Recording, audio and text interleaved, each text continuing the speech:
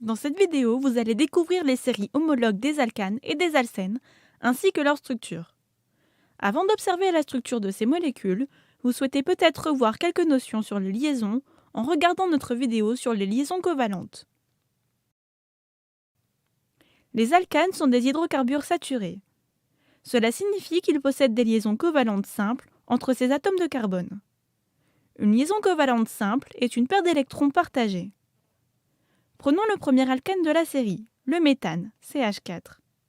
Le carbone possède 6 électrons au total. 4 d'entre eux sont sur la couche externe. Ainsi, le carbone a toujours besoin de 4 liaisons covalentes supplémentaires pour être stable. Dans le méthane, les 4 atomes d'hydrogène ne possèdent qu'un électron et donc forment une liaison covalente avec les atomes de carbone, chacun d'entre eux partageant une paire d'électrons.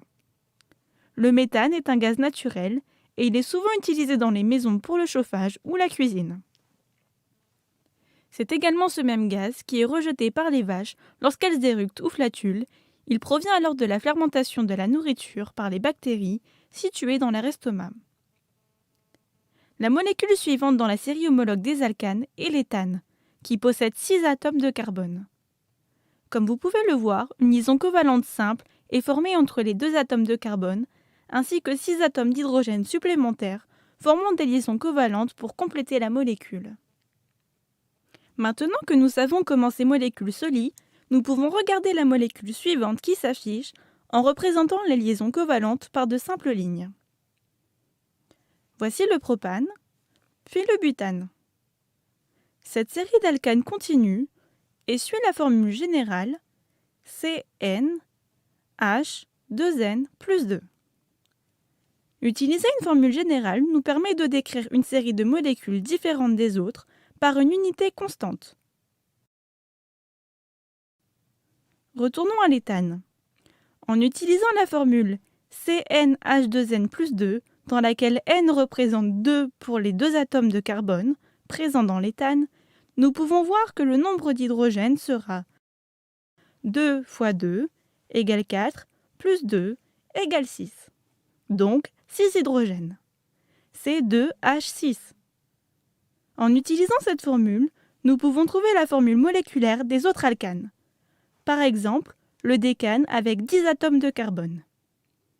Mettez la vidéo en pause et utilisez la formule générale pour trouver la structure du décane.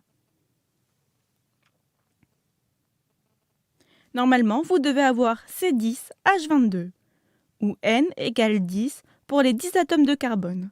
Donc 10 multiplié par 2 égale 20, plus 2 égale 22. 22 hydrogènes. Maintenant, observons la série homologue des alcènes. Ils sont insaturés et possèdent donc une double liaison covalente entre 2 atomes de carbone. Voici l'éthylène. Il possède une double liaison, il y a donc 2 paires d'électrons partagés entre les 2 atomes de carbone. Désormais, chaque atome de carbone n'a que 2 électrons formant des liaisons covalentes avec un total de 4 atomes d'hydrogène, 2 sur chaque carbone, afin de compléter la molécule d'éthylène. Il est probable que vous rencontriez des molécules alcènes avec une seule double liaison, bien qu'il puisse y en avoir plusieurs dans une molécule. La molécule suivante dans la série est le propène. Comme précédemment, il y a une double liaison covalente entre les 2 atomes de carbone, mais l'autre est juste une liaison simple.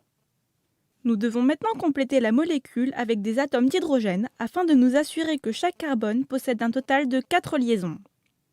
On a besoin de 2 atomes d'hydrogène à cette extrémité de la molécule.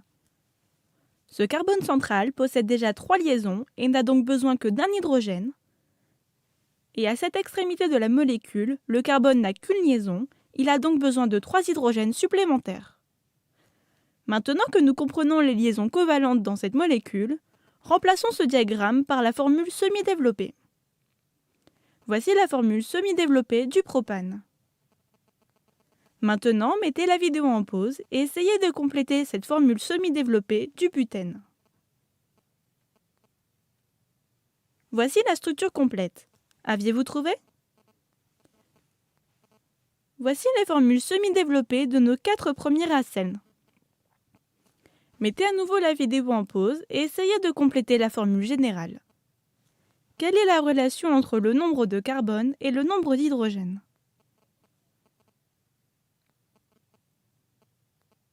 Normalement, vous avez obtenu cette structure, CnH2n. Il y a tout simplement 2 fois plus d'hydrogène que de carbone.